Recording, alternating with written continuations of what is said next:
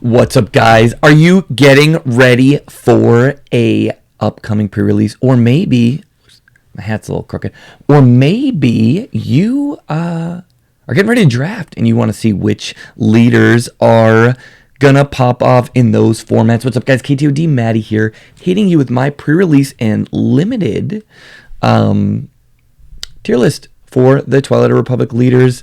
I think that there are some great leaders in this set. I think this set is going to pop for limited. I'm super excited about it. And I'm stoked that there's a set that's not going to have some issues with production. So we're going to be able to play this set a lot in limited, which is great because it rules. Without further ado, let's get into it. Morning Coffee Edition. Booyah, Luke Steiner. Shout out. All right, y'all, here it is. Here is the tier list I'm using. One, use at all costs. This would have been like set 2, like Rey and Cad Bane. We're kind of crazy. Then we have like strong but pool dependent. These leaders are going to be better, in my opinion, in draft where you have a little more control. But if you get a pool that, you know, complements. I almost said confiscates. Whoa, what is on the brain?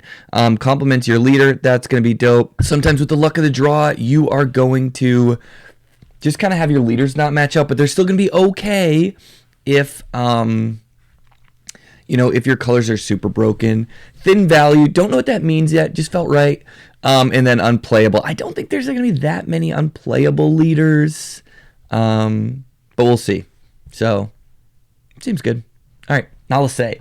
Nala Se, in my opinion, is one of those, it's kind of like a pool dependent but strong. What I really like about her, especially like in draft, it can be someone to pick up to kind of like insulate yourself in a pool. Now she's a rare, so you're not gonna see her a ton, but like what I found in draft is that yes, and I know we're mostly talking about pre-release, but stay with me, you aren't able to pivot that well, like, and get enough playables. So having someone like that is super important. And so with the limited mindset, you know, when you get one of these pools that's kind of spread out, remind yourself of her, because, you know, you can really go ahead and widen your pool of playable cards. You're not going to be able to do some of the broken things with like clones from the last set, but there's still a lot of good clones here, and you can get pretty weird, and I think that's super fun. So I'm going to put her on pool dependent but strong. I think that she's going to be wicked fun to play. I always like when you can play these kind of rainbow decks. And so, yeah, it's just one thing to be wary of is like her leader side is kind of not amazing. So you really like need a ton of clones to make it worth it. But like, you know, you should be able to get, because she's so sticky, you can get coordinate going online and like use some of the like the coordinate exploit token generating. You can get kind of wild. So I really like her in your pre-release. Hopefully I didn't make too much noise so I don't have to edit those out. But okay. Nute Gunray. So for me, like, I mean, a lot of these are probably like pool dependent. My issue with Nute is that he's a deploy 6 with like not the sexiest body of all time. Sorry, Nute. And like you need 2 or more friendly guys to die just to make the 2/1. So like, I mean, I guess if you can't, like, if you really need it, I'm gonna put him on thin value. Like, I don't see you using that all the time. And you know, like deploy 6 with a 2/8 body, like so I'm gonna put him in thin value. Like, obviously if you have really good blue-green villain and you need your base to be something else, but he's a thin value boy for me. I think that's good enough. I mean, we don't have to spend ages on Nute. Obi. Okay. Obi. Now, here's a 6-cost leader that is worth playing around. Like a 4/7 Sentinel. A 4/7 Sentinel that's going to go ahead and like change some of the combat math. For me, like if you're in these colors, like I think he's great. I think this is where Obi shines. Like, you don't have to worry about Rivals Fall. There's some great equipment. I think Blue Hero has some great new cards in it. So like for me, like this is the kind of guy that shines in sealed. He's a workhorse. He's going to really shout out, and like those little incremental pings we saw so good, like on his leader side, when he heals and deals the damage, those kind of pings can add up and take out some problematic people. But 7 booty, Sentinel, healing your guys, you're probably not going to use it a ton, but it's going to be enough, I think, that is going to make things problematic for your opponent. So I like him. He's a guy that I would open, and I'd put him right at the forefront of, like, I'm going to start using this guy. Because there's like a lot of good Force things, and like the General's Blade. Imagine throwing a General's Blade on that boy. You kidding me? Come on, son. Yoda, man, I was gonna say thin value. Like, this is just a premier leader. Like, straight up, you're not gonna be able to set up his ability a ton, and he comes out at 7, and like, yeah, he's got restore too, and he's like kind of big booty cutie going on, but like, you already have Obi. So for respect for Yoda, I'm going to put him in thin value, or like use if your colors are broken, he's the best leader available. But like, he's just short of unplayable for me. Cause like some of the, like you're not going to be able to manipulate your deck enough and take advantage of it. You don't have like your My Only Hope shenanigans. You don't have,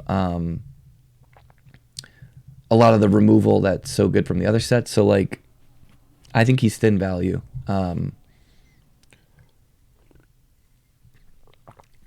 I'd be kind of like, oh man, I kind of have to play him, Dooku for me is like almost at use at all costs, but like if you don't have Separatists, you can't play him. Whereas like in draft, I think he's so insane because you can pick your pool, but here he's like, to me, he's like at the top of strong but pool dependent. You just need Separatists. If you have Separatists, he cracks. If he doesn't, you're not going to get enough, I think, leader value. Now, like, there's a perfect number, right? Like, if you have a good curve and you're not super worried about it,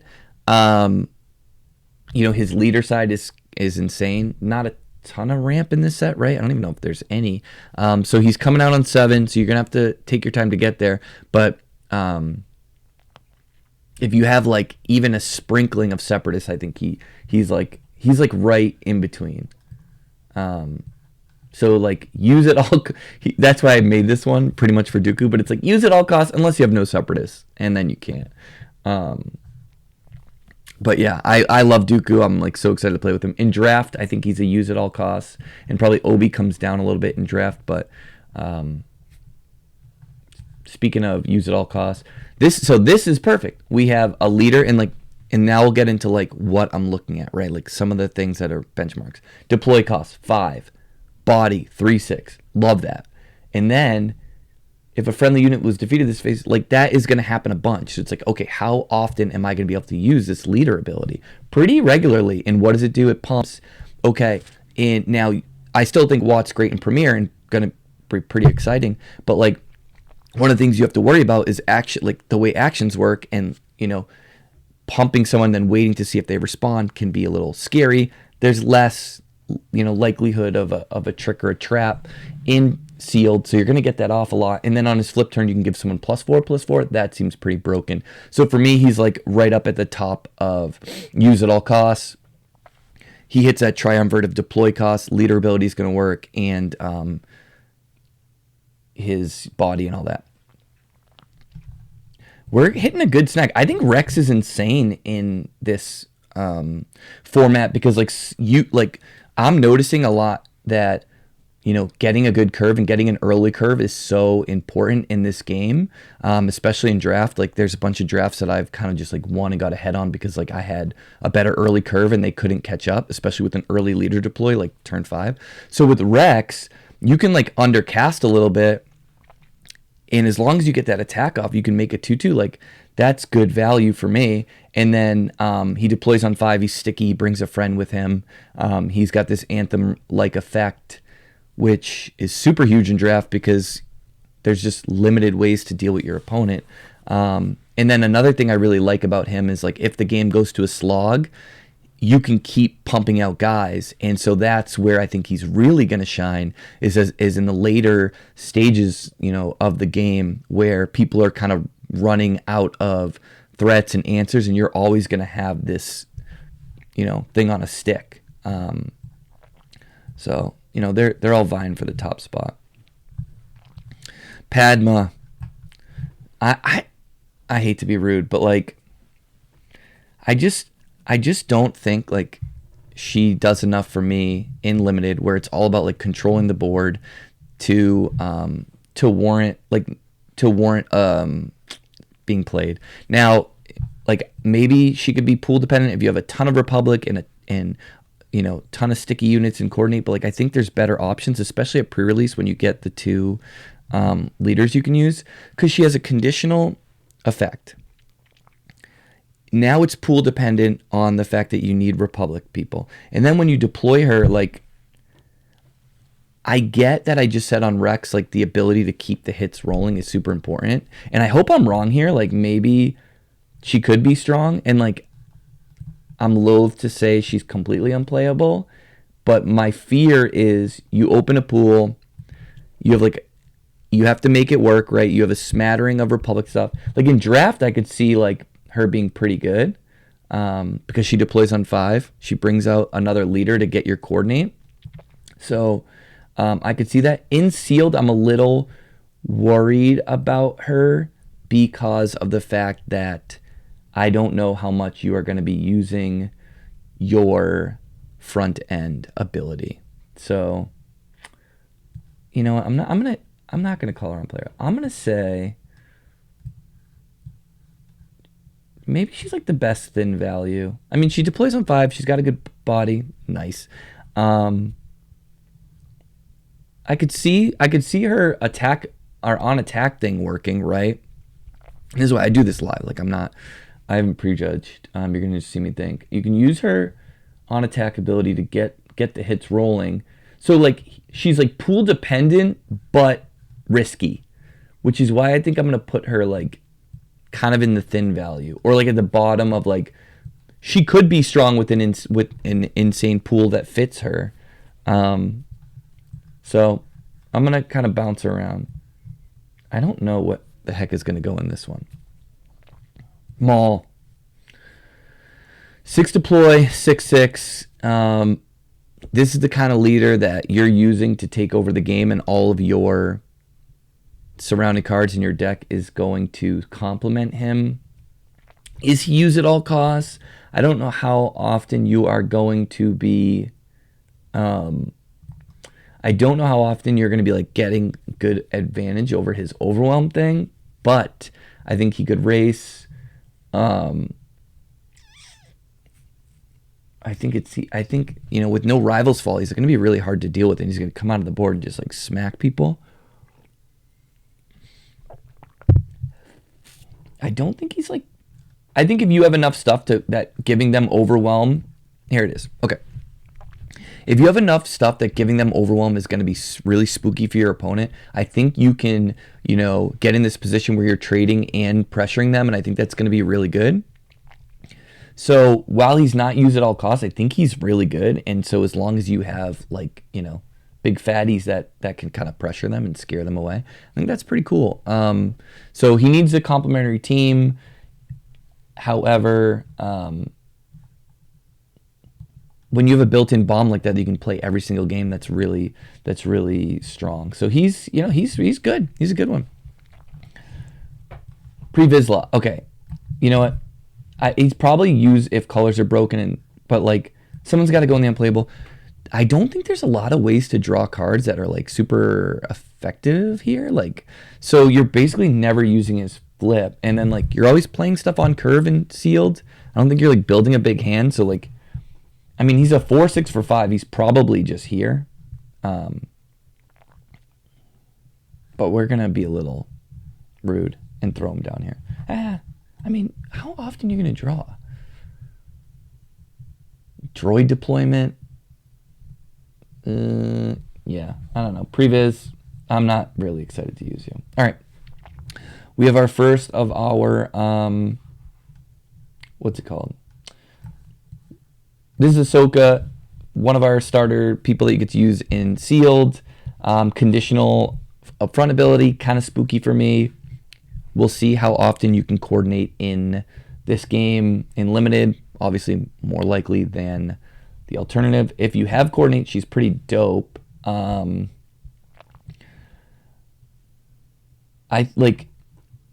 looking at the other leaders in this color scheme, and like I think that they're likely to be better, because like Anakin's a built-in bomb that lets your guys trade up, and Mace does some cool shit. So like I think you're gonna use her as like a safety blanket personally.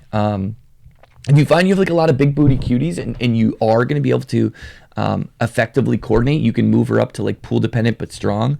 But like if I'm opening Anakin, I'm probably just going there because you have like quote unquote fleet lieutenant on a stick, and if you're controlling the board, you don't care that your health is a little lower. Like he's gonna come out and just start whacking the shit out of people. So with that said, I'm gonna put him. I think Anakin's nuts. I think it's okay that he deploys at 6 as a quote unquote 4/7, because he's not going to be a 4/7. He's going to be formidable, and you're going to, the damage you're likely to incur is going to be self-inflicted, and your guys are going to be able to, if you can trade up in this game, that is so insane when your 1-drop trades for their, 3-drop. So he's got that paradigm to me of like built-in insane ability, not super worried about getting low on health, because like for me, limited a lot of the times can be like the straw that broke the camel's back, in that like or like once you get control over the game, it's very hard for them to like sneak a win, and so he's gonna let you do that. I think he's great. Yeah, Mace, again, talking about trading up, like for a cheap cost you are able to hurt something that's damaged, and get that extra like point whatever of a card. Like I always talk about getting more than one card out of your card, whether it's like 1 1/3 of a card. And what I mean by that is like, okay, my 1-drop traded in, like my 3 powered 1-drop traded into his 4-drop, but then I used Mace to finish it off. You know what I mean? Like that to me is getting the most out of your leader. And when he flips, he's a big boy, and that ability to cause spread damage and some major disruption and really like wipe your opponent's board could be insane. He pairs well with a lot of that splashy removal that's in this set, and so you need those cards. You need the new 2 damage to all guys, or the grenade throw and stuff like that. You need to be able to proc his ability and use it and coordinate his flip. And so that's why for me he's pool dependent. If you don't have those cards, I would likely lean to one of your other red hero friends there. Asajj, oh man, deploy on 4 is very cool, and she has like that first strike thing going on. I don't know how, like, she's definitely a premier leader in that like you can build your deck to kind of take advantage of this. Leaders are so important in sealed, because like they're a free unit that you get that's very impactful, so like I don't want to run into a situation where they can just like ambush her out, and that like people are going to be playing such random cards in limited to round out their deck that like you can just like oops lose your leader. So, and like you usually want to be playing guys on out, and you're not going to be playing a ton of events. So like I think Asajj in sealed is not where I'm looking, and I'm going to throw her down in like we're good on Asajj right now. General Grievous. And so one thing I want to say real quick is like when your options are limited, some of these, like if we didn't have Anakin here, like Ahsoka would probably go up because she's so good, or like because she needs to fill that role in those colors. So let's be paying attention to our colors. Like we have a good smattering. We got to be careful of like we don't see a green a yellow villain up there yet. We don't see a yellow hero. So like that could, and granted we haven't looked at them yet, and Palp is not good for limited, I don't think. So that can also rise some of these guys. So with that said, let's go to Grievous. I think the ability to turn your droids into chump blockers is super good. He's got the bike that you can pair with him that's going to be nasty. But you need some of those droids to make your deck sing. So like for me, he is going to be in the pool dependent but strong. But like honestly, I think there's probably enough things to proc him. And then like if you have good stuff in this color, you're going to be playing him, at which point he's probably good. So we're going to like pool dependent but strong. If you get his bike, if you get a lot of droid makers, he's going to be kind of broken. You just need those things. And so like it's really just going to be dependent on when you open it. And that's nice that he's that like blanket there for you, but you could make a pretty sick Grievous deck. I have more faith in that right now than Ahsoka, just because of the fact that Anakin's a common and very good. So yeah, I think pool dependent but strong makes sense for him anytime you have these conditional keywords. But I think like in terms of like, can we make it work? I think he's, high up on the like, yes, we're going to be able to make it work. Just because there's so many ways to make droids that I feel like he is, he's on like the pool dependent thing for me is like likelihood that he's going to be good versus not. And I think he's high up on the likelihood you're going to have a pool that complements him, which is fun. And then obviously they don't go in draft, but so if you're leaning on somebody, I mean, why not play one that you're not going to get to play in draft? So that could be kind of cool. Jango Fett, when this unit deals damage to enemy unit, blah, blah, blah. So because we already have Grievous, I'm going to put him like, this is interesting because like I guess you would use him where you don't have the ability, like, so one of the best things to do would be like make a token, throw them into somebody to tap them down and keep them down, but like kind of already have Grievous to do that. And maybe I'm underselling Jango a little bit here, but other than like the gun you can put on people that has them damage, I am kind of low on Jango, especially like for draft. Obviously he becomes better, and he's probably up in these areas, but like when we already have Grievous at the pre-release, I'm putting Jango in like the thin value stage because I can't see having a pool where like Jango is good and Grievous is not, personally. So that's kind of where I'm at with it. I like his 5 deploy. I like that he has some of those, like he has a tempo ability there. I just think like, I don't know, like Grievous has the bike and the ability to make little chump blockers, which like this game doesn't you don't like, I don't like the blocker doesn't declare like in Magic, so making those guys chump blockers I think is better. So I'm gonna put him here, thin value. I don't see why you wouldn't play Grievous at pre-release, but hit me in the comments if I'm missing something on Jango, because I probably am.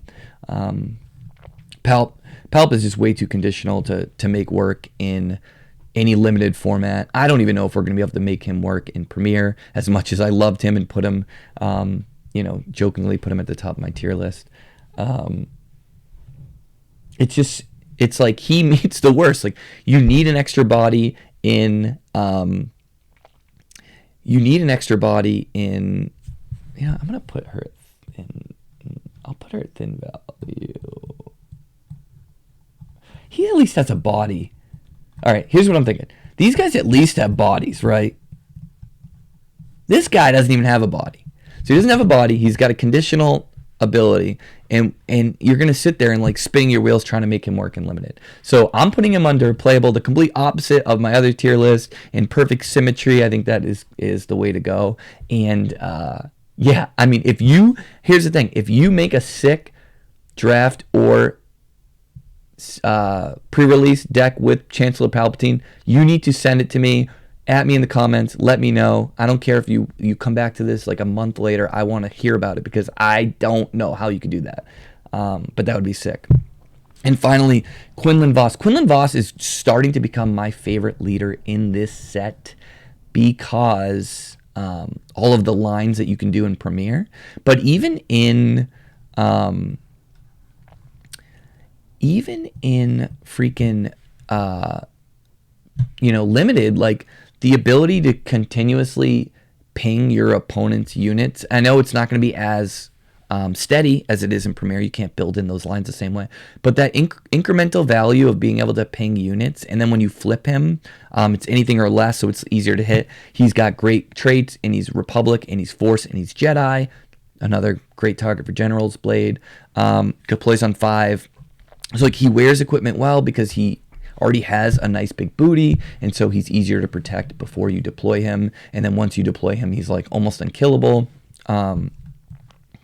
He is your big yellow option here. Like your other yellow hero option is Fubar. So like, there's going to be a lot of people, unfortunately, that want to play yellow that have to, if you don't get Quinlan, you have to use, a different leader and use the yellow base. So like, when you pull him, and yellow hero got all these incredible cards in the new set, we got like Sabine unit, we got the new bounce spell, we got R2, we got Plo Koon, who's unbelievable. So like, if you get good yellow cards, like you're praying that you got Quinlan, that way you can kind of match a different base with him, and it gives you that flexibility there. Whereas like, so you get the good yellow cards and you only have like Palpatine, then it's like, oh crap, like I get the different base, but you lose some flexibility there. So I love Quinlan. I think he's great. And again, when we're talking about the color palette, I'm gonna put, when we talk about the color palette, like he's even more of like a important pick because of there's no other good yellows. I'm gonna put Obi in pool dependent, and the reason I'm gonna I don't know, the heel's good. You know what? Let's let Obi shine. I'm putting him at, if you got blue, like these guys, these are your top dogs. He's at the bottom of it. And like there are going to be times where you have a pool that complements someone else, but like you're going to be able to get to your 6-cost 4/7 Sentinel, and he's going to be hard to remove. So you know what? Booyah, Obi sticking it. I have a lot of use at all costs, and that's because you want to, you're gonna have different pools. You're gonna have different cards that you can build around. So like you want, that's okay to be wider than say a Premier, set. But what I love about this set is that we don't just have, okay, Rey or Cad or you're kind of in trouble. We have a lot of options. So I think this set's going to roll. I think there's a lot of good options here. And I'm really excited to get it. So hit me in the comments. Who did you use for your pre-release? How did it go? Was I wrong? Was I right? Who knows? Only time will tell.